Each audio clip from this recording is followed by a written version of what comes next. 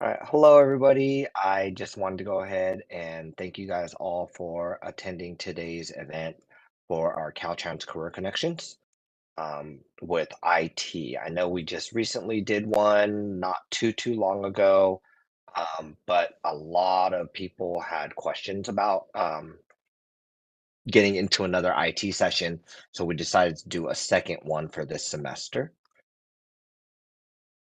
So, just to introduce ourselves real quick, my name is Russell Calvin. I am a recruitment analyst here with the California Department of Transportation, also known as Caltrans. I've been with the state for almost 3.5 years now, and I graduated with my bachelor's degree at CSU Stanislaus. My colleague Megan Aziz is going to be joining us today. Go ahead and introduce yourself, Megan. Hi, everyone. My name is Megan Aziz, like Russell said. I'm a recruitment analyst. Also, I handle a lot of the LinkedIn platform. I graduated from California State University, Sacramento with a degree in anthropology, and I have been with Caltrans just a little over 2 years. It's been great. Yeah, and both of us came from private sector first, and then this is our first experience with being at the state service, so it's a fun one. Just for everybody's knowledge, today's meeting is being recorded and live streamed to YouTube. So if you guys do need a copy, you guys can just message us later on after the session. Ask recruitment at dot.ca.gov, and we'll be able to get you a copy of today's session or copies of any other sessions that we might have. Today, we are going to be joined by Tanda Bailey. She is the IT office chief with Caltrans District 7. So, Tanda is a daughter, wife, mother, grandmother, and dedicated public servant. She embraces all of these roles as part of a deeply interconnected life of service. While raising two children with her husband, she earned both a bachelor's degree of science in business administration and a master's of science in public admin from CSU LA. With over 35 years of state service, Tahnda began her career as a student assistant at the California Horse Racing Board and later joined the Department of Water Resources as an office assistant. After completing her degree, she transitioned into IT or information technology, steadily advancing from IT technician to IT specialist one. In 2019, she joined Caltrans as an IT supervisor two, and currently serves as the chief of the Office of IT Logistics Management in District 7. In addition to her leadership role, Tanda is an active mentor at Caltrans and co-chair of the IT DEI task force. Outside of work, she enjoys spending time with her two young grandsons, ages 4 months and 2 years, mentoring high school students and serving her community through volunteer work. So, Tanda, go ahead and introduce yourself. Say hello. Did we miss anything? No, I think you covered it all. Hello, everyone. I'm happy to be here. Cool. So, just so everybody knows the agenda for today, we're going to let you guys get to know a little bit about Caltrans. We are going to do an interview with Tanda and give you guys some insight since she is our subject matter expert. We'll give you guys some insight on working with us as well and how to go about the application process. And then we'll open up for a round of Q&A towards the end of it. So if you guys can, please hold all of your questions until that Q&A session begins. In the chat box, that's where you guys will drop your questions when that Q&A session starts up. But throughout the course of this presentation and this webinar, Megan will be dropping some links inside the chat box that are going to be very helpful for you guys to utilize as well. So we do ask once again for you guys to hold off on the questions until the end, so that way you guys can have access to all of those links and the important information that Megan will be dropping in that chat box. So with that said, I'm going to go ahead and show us a little video of Caltrans and who we are. Ready to embark on a career that combines technology, innovation, and a positive impact on the environment and community? Look no further than Caltrans, the California Department of Transportation. Join us as we explore some of the state-of-the-art technologies that we are incorporating into our projects to engineer the future of transportation. Safety is our top priority. We believe that using drones is a game changer in ensuring safer roads for everyone. Surveying hazardous areas, inspecting bridges and tunnels, and assessing road conditions without putting workers at unnecessary risk is a great advantage. Our acquisition of state-of-the-art UAS unmanned aircraft system technology allows us to be in multiple places at once, access high-risk areas safely, and fly instantly from anywhere. We are one of the first departments of transportation in the nation to utilize this equipment. With over 100 trained drone pilots statewide, we are revolutionizing the way we utilize technology, allowing us to make informed decisions that lead to improved safety measures and faster response times. Piloting the use of augmented reality helps us to visualize a new roadway, structure, utility, or feature in the actual dimensional space upon which it will be built. We're work zone ready with well-equipped lighting on hard hats, ensuring the visibility of our field workers is not compromised and giving us the ability to assess work sites at all hours of the day. We aim to provide a safe and reliable transportation network that serves all people and respects the environment while honoring our values of engagement, equity, innovation, integrity, and pride. At Caltrans, your career options are limitless. We provide comprehensive job rotation programs, mentorship opportunities, and a supportive work environment that encourages personal and professional growth. Whether you're an aspiring engineer, a tech enthusiast, or a community-driven individual, Caltrans has the perfect path to start your career. Do yourself a come and join us. You would make us better. Perfect. So opportunities with Caltrans are statewide. Working with Caltrans allows for diverse opportunities up and down the state of California, whether you prefer the mountains of Lake Tahoe or Yosemite, redwood rainforest, coastline such as Big Sur, or in some cases, the comfort of your own home. We got a couple opportunities for you. Tanda, you said you are in office today? Yes, I am. And just for those who don't know, you are District 7. What areas do you guys cover with District 7? So mainly Los Angeles County. Okay, great. Lost LA County and stuff like that. And I'll show a map in a little bit and kind of uh, show the areas that you guys cover with LA. Megan, you are in office, right? I am. How many days are you going in this week? Well, right now I'm at 2 days a week, but it is a little bit busy. I need to knock some stuff out, so I'm an overachiever this week, and I'm coming in 3 days. There you go. I am currently at home doing this webinar today. I was in office yesterday, but I will be traveling for work because that is a part of our job. So I'll be out of office, but out in the field. Actually, I'll be in LA on Friday morning, and then I will be in Orange County for another event on Friday night. So all a part of the job. So Caltrans is split into 12 districts. Our department starts from the Oregon border right up at the top where District 1 and District 2 are shown in this mapping, and it goes all the way down to the Mexico border with District 11 down in San Diego County, that kind of area, San Diego Imperial County. Let's utilize the group chat real quick and just kind of see what districts everybody is interested in working in. So if you guys can go ahead and drop into the chat box what district you guys are looking at, possibly getting hired on with.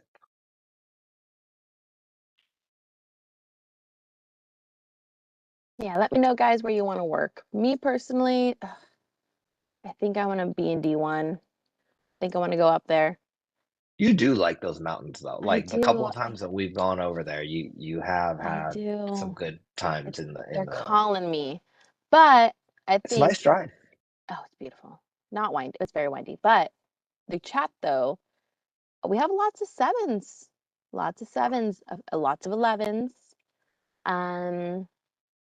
And I even see a 4, 5. Yeah, I'd say majority is 7, 11, 4, and 5. 7, 11, 4, and 5. Okay, cool. Yeah. Well, Kind of. fun Random fun fact about it: Caltrans headquarters in Sacramento has the most employees, which is where Megan and I are located, right where the dot says HQ, with over 5,000 employees. This is then followed by District 4 Bay Area, right where it says Oakland, San Francisco, just this District 4, and then in District 7, which a lot of people were asking about or saying that they would like to work there, with about 2,500 workers. Tanda, have you only worked in District 7? Yes. Okay. All right. So we'll go over what's our why, our mission statement, and our vision statement. So our department's mission is to provide a safe and reliable transportation network that serves all people and respects the environment. Our vision is a brighter future for all through a world-class transportation network. And then some of our goals include leading climate action, which we've been addressing by advancing complete streets and zero emission vehicles, piloting new materials and renewable fuels, and investigating nature-based solutions along with a multitude of other strategies as well. And all this we do with the help of a lot of IT work. We also aim to advance equity and livability in all communities by adopting new approaches focused on collaborative community and partner engagement, measuring impacts on public health and community vibrancy, and prioritizing and investing in historically harmed and segmented communities. So the big question that we're going to have and that everybody kind of has is what makes Caltrans IT unique? So with that being said, we're going to bring in Tanda Bailey, our subject matter expert, and we're going to ask her some questions and get you guys to hear what she has to say about her career path and what she feels it looks like for you guys and having an IT career over here with Caltrans. So Tanda, you ready to kind of go? Yes, I am. Yes, I am. All right. So first question I'll have for you is what led to your career in IT? So I've always liked computers, and I'll tell you the story that when I was young, and I'm much older than everyone else, whenever you would call the airline, so back before you could book a trip online, you would call and you would just hear the clatter of keys as they typed in, if you ever go to the check-in counter at the airport and you can say, "Hey, I need to check my bag." And they'll be typing for like 10 minutes and then they'll spit out this teeny tiny piece of paper. And so the keys really interested me. So I thought I wanted to do something with computers. When I got to college, I started down that path and then realized that I didn't like necessarily the IT curriculum, but I still liked computers. So after fudging around a little bit, I changed majors to business administration and got my bachelor's in business administration. But I still like computers. So I was able to I was able to find a way to work with computers while not having a degree in information technology. And so Okay. that's how I started my journey. So what made you choose Caltrans? And so you have your bachelor's degree, and I know we discussed it earlier that you were at Water Resources before this. What made you want to come over to Caltrans? So I was working at Water Resources as an information technology specialist one, and the opportunity presented itself to promote to an IT spec supervisor two, and so I took advantage of that opportunity and I joined Caltrans District 7 as an IT supervisor two. At that time, I was the chief of asset management and the service desk, which provides client support to end users. Okay. Was now I think what you're saying right now is kind of like a big um advantage of working with the state, right? So you were already with the state, you were already in public service, you were with water resources, Correct. and you easily were able, or I shouldn't say easily, but you were able to transfer over to Caltrans. Was the process fairly simple? Was the process kind of and like just kind of taking the promotion, I guess? So the process for hiring in state service is a complicated one. Let's put it that way, and it can be a long trajectory. So you don't, so in private industry, it's my understanding, because I haven't worked in private industry, that you can go in and they can hire you on the spot. You go in, Hmm. you meet the owner, you meet the manager, and they go, "You're hired. Can you start Monday?" That's not the process for state service. In Hmm. state service, first you have to take a test and you have to pass the test. And then once you pass the test, you get on a list. And then you look for appropriate job openings for the test that you've taken. So some people are staff service analysts. So you take the test for staff service analysts and then you look for open positions, or AGPA, which is Associate Governmental Program Analyst. So you take that test and then you look for open positions. So in IT, even if you already work for the state, the process is the same. So Hmm. there is no internal promotion process. So you compete with everybody else. So when I came in as a student, then I had to take a test and pass the test, which I came in as an office assistant full time. And that included a typing test. So I had to prove that I could type at least 45 words a minute. Hmm. So same thing. When I decided to switch over to information technology, I had to first meet the minimum qualifications and take the test. And so once I met the minimum qualifications and I took the test and I was successful, then I was able to look for open positions. And it just so happened that there was an open position at Water Resources where I was, and I transitioned from office assistant to information technology technician.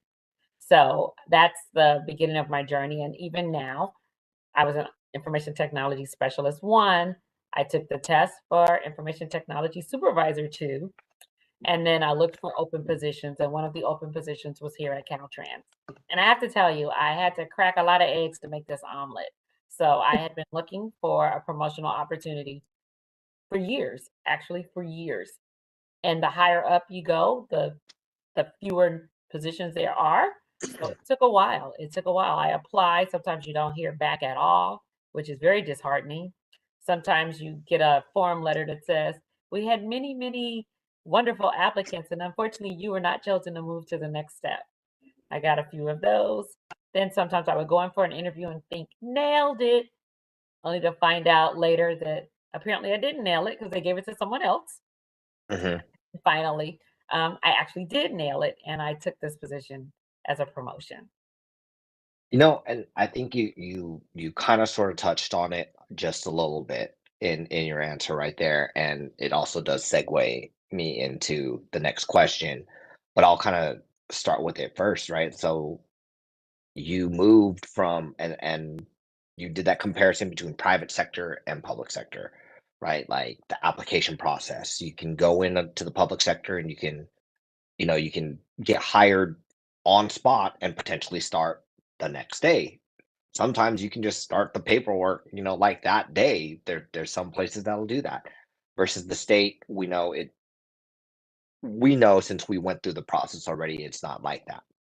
But I do think one of the biggest differences, and it worked with you as well, is that you didn't lose any tenure, did you, when you were at Water Resources? So it's not like the clock stopped, right? So Yeah. if you're in the private sector and you're with one company and you decide to leave and go to another company, which essentially is what you kind of did, right? You went from Water Resources to Department of Transportation and Caltrans, but because we are the state of California, you were able to keep your tenure, which ultimately adds those years towards your retirement. And that's something I personally think is really, really undervalued with Oh, public it's sector. totally the so I used to tell people, if you are looking at salaries and you're only comparing salaries, the state is often not competitive if all you're looking about is salary. However, when I started with the state as a student, um, I was working half a day or 3 days a week or whatever it was. That still counted towards my state service. So I was able to, and I don't think you can do this now, but back in the day, you could buy back the time that you had as a student. You could buy it back. But once you start with the state, the clock starts ticking.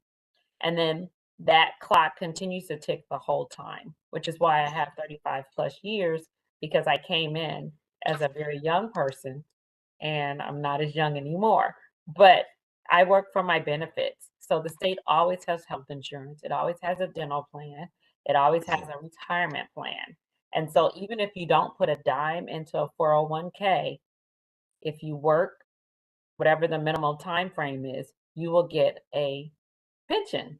Pension. And so pensions are highly underrated and underutilized. And I Hmm. wish that everyone had access to a pension because that gives you a security that you don't get on a 401k. The economy Hmm. being what it is, if you watch your 401k, it's up some days and it's down the next. And that's can be a scary feeling. I don't worry about that as much. Like I don't like for it to go down. Let's not play. I don't want it to go Hmm. down. But I do know that I am guaranteed my pension, so I don't have to worry about the market. So I wish for everyone a pension. Yeah, and I think, like you said, those are the bigger things that do separate private sector from the state sector, right? Like you said, we might not be competitive in terms of salary, the salary up front.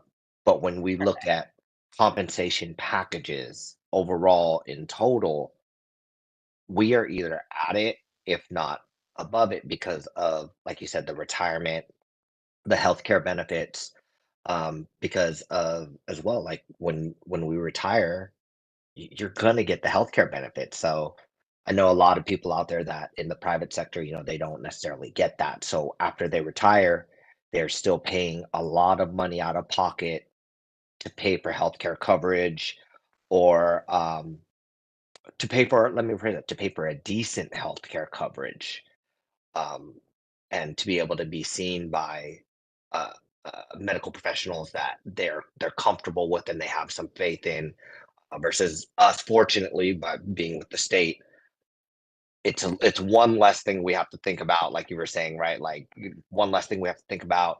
We don't necessarily have to do a 401k, but if we want to, we can. It's just another method of income down the road because we will be getting the pension, which also receives a COLA or cost of living adjustments as well. So there's a lot of benefits packages that we might not see up front in that paycheck, that salary, but on that back end of it's really big, like you were saying, and I mean I agree with you 100%. Like that's a big difference between private and public sector right there, right? Yes, I and like as to young coin people, these. I'm I sorry, like go to ahead. Megan? I like to coin these as invisible benefits. It's not something you see on your paycheck, but it is a benefit that you are given. Yeah, like the thought process and like the weight lifted off the shoulder of not having to necessarily to think about those things as much is a pretty big uh, deal. And honestly, like we've heard of it. I went down to CSU LA um, last spring, no, last fall. Last fall, I was down to CSU LA, and we were talking to some students, and they were kind of talking about it because they were like, "Oh my God, we're worried about this. Like, we're hearing these stories, and we're hearing those stories, and you don't seem stressed out or worried about it." And I was like, "I'm not, but it's because of these things. Like, I'm a little bit worried, but I'm not as worried because we also have a little more on job security. So, like, the layoffs are, a lot less They're frequent. they're harder. They're Yeah, harder. it's Thankfully, it's they're harder. No, it's a you're lot. absolutely correct. It's the, as I say, for young people, we often don't. As a young person, I wasn't thinking about retirement because you're thinking shorter term. You think you're going And to live building yourself up, right? Like you think about the time you think you have a lot of time correct. to build it up, which you do. However, you can It's also harder start to build it up because most of us, unfortunately, are not investment experts, right? We, exactly. so you don't have to be an investment expert in order to build a nest egg because the retirement, the pension is there.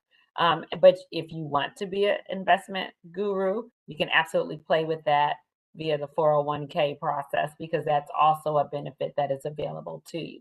But it's about playing the long game versus the short game. So Yeah. the short game is as much money as you can make right now. The long game is how much money will you make over the horizon, and will Mhm. it sustain you when you don't want to work? Do you want to work until you drop, or do you want to retire and take a couple trips? These are the type of decisions you have to ask yourself as a young person, because the decision you make today will impact your future. So And I I mean, always, you're lucky too, because you have 35 years in with public service, so you can retire at any moment with max well, pension. not max. There's there's a few years left, but I definitely can retire at any time, and that's because I played the long game. Because when you're not playing the long game, and so that doesn't mean that you don't question the decisions that you make, because you will have friends that are in the public, I mean, in the private industry, that are making buku de bucks, right? Plenty of money. And you're saying to yourself, well, shoot, where am I making the right decision? But long term, because a lot of those friends that made buku de bucks, they spent buku de bucks. So my mother used to tell me that you live at the level of the money you bring in. So if you make $5, you learn to live on $5.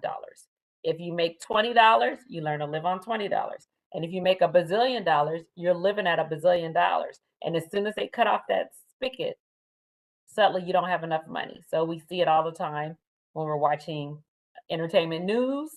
Somebody that was riding high yesterday seems to be mighty broke today. So you have to think long game. And Most of that's us where are that not going to pension. be stinking filthy rich. Unfortunately, Yep. I wish I had in my That mind, I too was going to be stinking filthy rich. Just didn't happen, but I'm not worried. So yeah.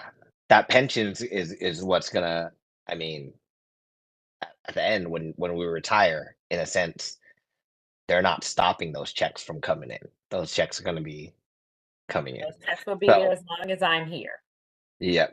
So, pivoting off of that, what projects are you most proud of, or like what projects are you currently working on? So here at Caltrans, we are working on a few really interesting projects. One of them is we're migrating to Windows 11. So most of you at home already have Windows 11, but when you're in an enterprise situation, when you have thousands and thousands of computers, you don't just have you don't just move to the next operating system. You wait until it's baked in, until people have used it and they fix the worst of the bugs. So we are in the process of migrating to Windows 11. So that is a huge project for us. And we just finished migrating our phones, our cell phones. So once again, it's one thing what you do with your own cell phone, but when you're responsible for maintaining thousands and thousands, and we have over 25,000 cell phones in Caltrans, um, we manage them through Intune. So we have a cell phone management software. We use Intune. So we just migrated all our cell phones to Intune. So that provides centralized support of cell phones, and that includes operating systems, applications. So, at home, you can download whatever you want, but at work, we try to help our staff help themselves. So, in order to keep them out of trouble, we manage what applications they can download on their phones. We manage what applications are loaded on their laptops. So, you don't accidentally get into trouble because you clicked on something that you didn't intend and wind up losing your job. So those are Mhm. two of the biggest projects that we have have had or are currently working on right now. Okay, like I know, like we're getting messages from you guys all the time with it, like, hey, we're gonna do an update here, we're gonna do an update there. Don't turn off your computers here. Don't turn off your computers there. Um, so it's like you guys are also on top of it because I know a lot of those updates as well. You guys are probably rolling out by district or by department and certain things like that. And I mean, it's a tall task. It's not a small one. Like I was talking to, we had you worked with Wing before, Yes.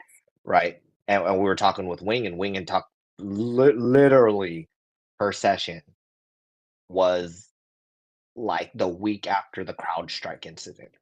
That So was a big one as well. Wing was like, the first thing They're she said exhausted. Yes. was this is what we did for CrowdStrike. And you know, like the amount of work that does go in, like you said, with the enterprise versus if you're solo on your personal stuff, you can get to it a little bit quicker. But when you're dealing with thousands um, of other employees, you've got to make sure everything is really polished before rolling it out to ensure that everyone it's fixed that one time, and then you're kind of good to go from there. Are you ready? So um, we're going to be going over a couple of more things with Tanda. And then once we're done with going over those last few things with Tanda, like I said, we're gonna go continue Sorry. into the rest of the benefits. No, no, no. I was just giving them a pulse. Everybody in the group chat a little pulse. But last thing for you, Tanda, is I know we kind of went over it earlier. What advice would you give recent or upcoming graduates who are interested in joining Caltrans?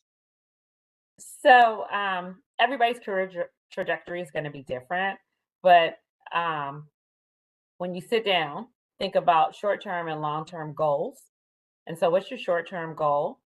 Because there's space for going in a private industry, getting a lot of experience, and then coming back to the state a little bit later. And I have a lot of colleagues that do that, right? Um, then there's space for people that do their whole career as a government employee, so it depends on what your long-term goals are. So sit down and give it a little bit of thought. A lot of times we don't give it a lot of thought because we're young, we got plenty of time. But if you give it some thought, you can help position yourself for both your short-term and your long-term goals. So there's nothing wrong with saying, hey, I'm going to give private industry 5, 10 years. And then I'm going to come and bring all that knowledge, all that experience to the state and help us be innovative, right? But there's also nothing wrong with going, hey, I'm going to start at the state and I'm going to get that experience because the public sector um, gives you an opportunity to try a little bit of everything. And it also gives you the opportunity to try different ways of implementing everything, right? Mhm. So IT is not a monolith, although it feels monolithic. So what happens is I work for Caltrans, you work for Caltrans. This is an engineering firm. This is like one of the world's biggest engineering firms, right?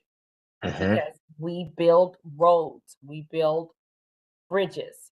It's an I mean, engineering firm. we're we are the engineering firm for the fifth largest economy in the world. Exactly. Like we are responsible for building, developing, maintaining the infrastructure for the fifth largest economy in the world. In Exactly. in Exactly. retrospect. IT plays a huge role in that. So things that were done manually are now done by computers. CAD. So if you're interested in CAD, we have a space for you. If you're interested in geographical imaging, we have a space for you. If you're interested in drones, we have a space for you, Mhm. right? Caltrans is that engineering shop. But if you're interested in healthcare, the state of California has a space for you there. If you're interested in the environment, we have a space for you there. We Well, we cover have a space for environment at Caltrans too.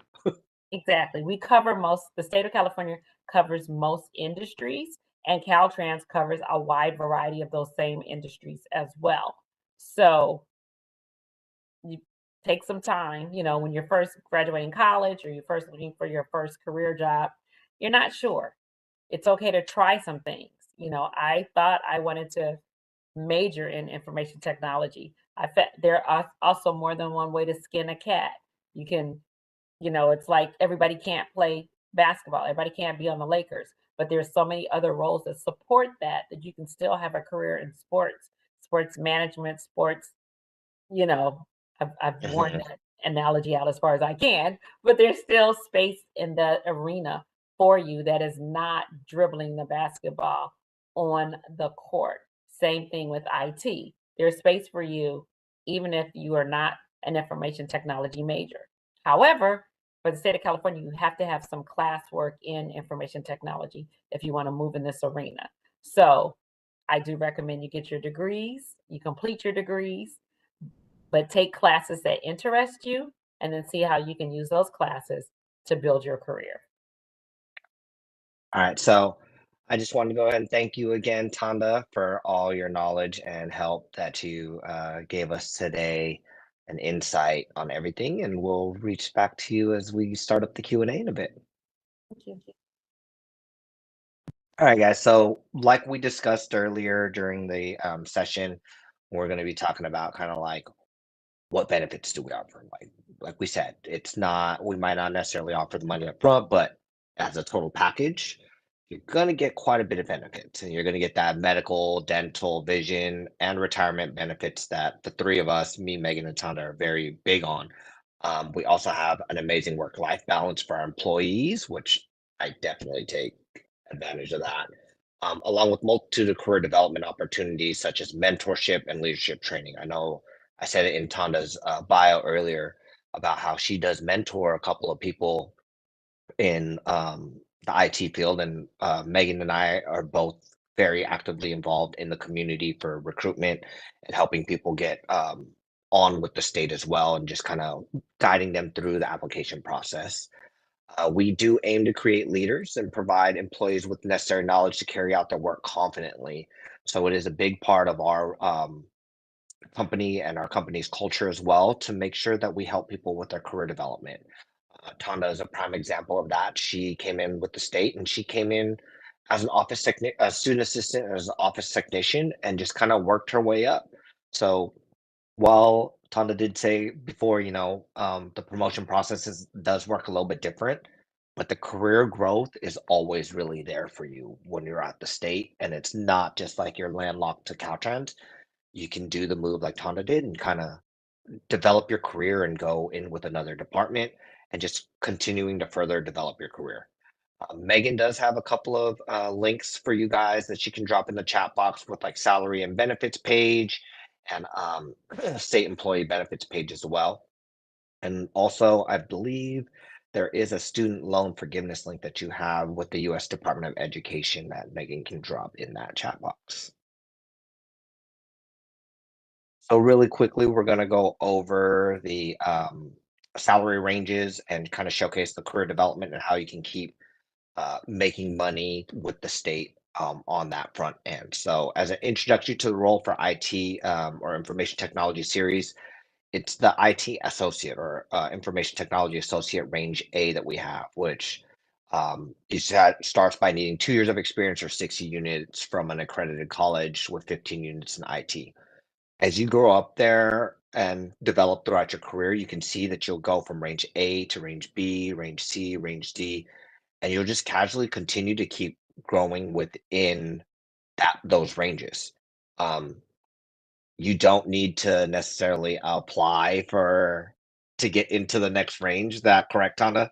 You just kind of as you keep growing, you grow Correct. into it. Once you meet the minimum requirements for each range, we will automatically move you up to the next range. Yep. So you come in at range A, then if once you're there for 1 year. a year, then you Mhm. go to range B, and then once you're there for 3 years, you go to You go to range range C, and C. then after 5 years, you will go to the top range D. So it's considered a deep class, which means you Mhm. could stay there for an extended period of time and continue to grow. It's almost like an in-place promotion. You Mhm. automatically transition from range to range. And for those of you that are kind of looking at it as well, like you are available potentially to get annual raises as well. So that's why we do show these ranges to showcase like, hey, you're not necessarily stuck at the salary, but there's an opportunity for you to get a merit raise or anything like that annually until you reach that cap. Like I said, with this is just the beginning entry level point really for IT, because once you get out of here, you can go into a supervisor role, a specialist role, and further develop your career and get out of this pay range and this pay scale. But this is just where you would start off at. Tanda spoke on it a little bit earlier, and a lot of people kind of ask about this, about like how to just get in. If you're not quite ready to join the workforce yet, but you do want to get a peek in at what Caltrans has to offer and how to do things, We like to encourage everybody to go about it with either the student assistant program or the volunteer program. Those are two really good ways for people to kind of get their feet wet and get introduced to state service. With the student assistant position, in order to maintain eligibility, you just need to be registered in 6 semester units and have a 2.0 GPA. You'll work 1,500 hours in a 12-month period, and typically during the school year, it's broken up with a max of 24 hours per week. However, when you are on breaks, let's say winter break, summer break, spring break, even, you can work up to 40 hours a week. Our biggest kicker on that is you have to be a California resident. You do not need to be a United States resident, but you need to be a California resident residing within California, because if your school, let's say you are from um, Arizona, but then you're living and going to college out in California, you can be eligible for this as well. Now, with the volunteer program, you do need to be 16 years or older, and it's a great way to network and have hands-on experience. For both of these, if you guys do have any questions, you can reach out to us at askrecruitment@dot.ca.gov. And I know Tana touched on this earlier, but how to apply with the state. Um, in simplified terms, you are going to go to calcareers.ca.gov and create an account. You will take the examination for the classification that you're looking for. So IT associate. I know Tana dropped a couple of other classifications in there, like staff services analyst, associate governmental program analyst. Any of those classifications that you're interested in, you're going to take those examinations. Think of those exams more of as self-assessments and not quite exactly exams. They're not anything crazy that you have to study for. It's just more making sure that you meet the minimum qualifications for the position. Not anything to stress completely about. And some of those exams do have practice exams or examples to show you what the exam looks like. Once you've passed that exam, you can then go ahead and start applying for positions from there. And then Megan's going to drop a couple of links for you guys in the chat box. We did create a web page for a lot of people to utilize and kind of take a look at. It's Megan, did you already drop that in there for him? And then with that being said, we will go ahead and start our Q&A session. So let me go ahead and get out of here. And if anybody has any questions, go ahead and start dropping them in the chat, and Megan will go ahead and read them off to us. Mhm. While we wait for the rest of those questions to come in, quick question about the exams. Mhm. Do you still need to take the exam if you have years of experience for the same role? Yes. Go ahead, Tom. Do you want to say? No, I was going to say, yes, it's a competitive process. So everyone has to take an exam and you have to be on a list. So even if you already did the job, if you're not currently doing the job, like if you work for the state, you can lateral without taking an exam, but because you're currently doing the job for the state. But if you're Mhm. from outside the state, you must take the exam, even if you were doing the exact same job for the city or the county or private industry, you must take the exam. Yeah. I mean, that kind of goes for us too, just like you were saying as well, right? So if I'm currently doing my job, my position, and I wanted to, let's just say, transfer to another department or branch or division doing the exact same job, because I'm with the state, they would treat it basically as a transfer. But if I wanted to take a promotion and apply for a different job, I would still have to take an exam just to make sure that I would be qualified for it as well. So if you are coming from the outside or private sector, you will need to apply and take the exam. Next question is, can you explain a little bit more about your transition into IT? How did you compete against people who already had a degree related to IT? So, because I thought I wanted to get a degree in information technology, I actually studied IT for 2 years. So, I had the units necessary to go with my degree to allow me to transition into information technology. But for this particular role for IT, you must have some academic classes in IT. There's no way around that. So even if you've been working in IT for 20 years, they're still going to look to see if you've had any classes. Now, you can take a couple of classes, some classes at the junior college or some other, online classes, but you must have IT classes. Awesome. Somebody's asking if there is a cost to taking exams on CalCareers. No, the only cost for taking those exams on CalCareers is your time. Some of those exams do take a little bit more time than others. What I will say is, and I highly recommend this to everybody that I speak to about the exams, is before taking the exam, because you get an opportunity to take the exam, but if you fail the exam, you do need to wait a time period before you can take the exam again. Yep. If you have any questions or are a little bit nervous about the exam and just want a little more clarity, reach out to Megan and I, or reach out to to our Ask Recruitments at dot.ca.gov inbox. So that way we can help clear up any of those questions that you might have to hopefully make it a little less nerve-wracking for you guys when taking those exams. So that way you position yourself a lot better in being able to um, jump into a new role a lot quicker and just kind of get yourself qualified a lot quicker. So I would say, while it's not free, there's no fee for it, the cost will be your time, and just definitely utilize the resources that you have with us to help you get a little bit of peace of mind before heading into those exams. If there is no practice exam or anything like that, or example exam while taking those tests. Any advice for those exams, Tanda?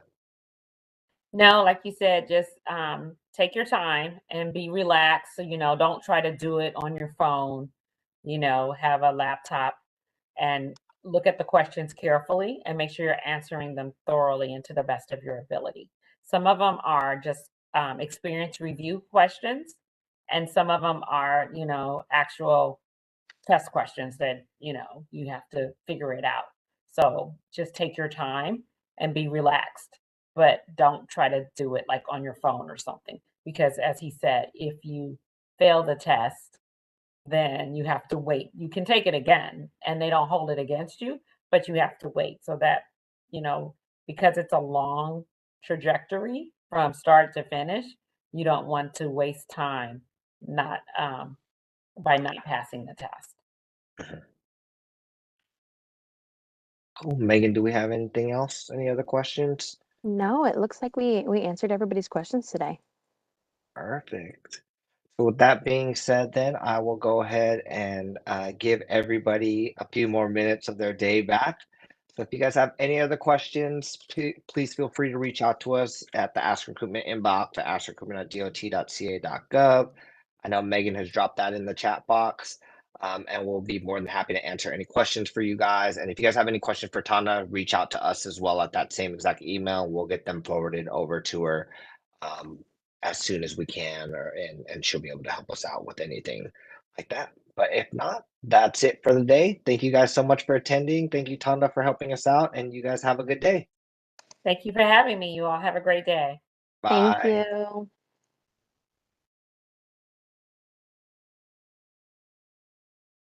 Chat, Russell, we're good. You have the chat, Megs? I got the chat. Cool. Thank you. Yeah, sorry, I was trying to let the YouTube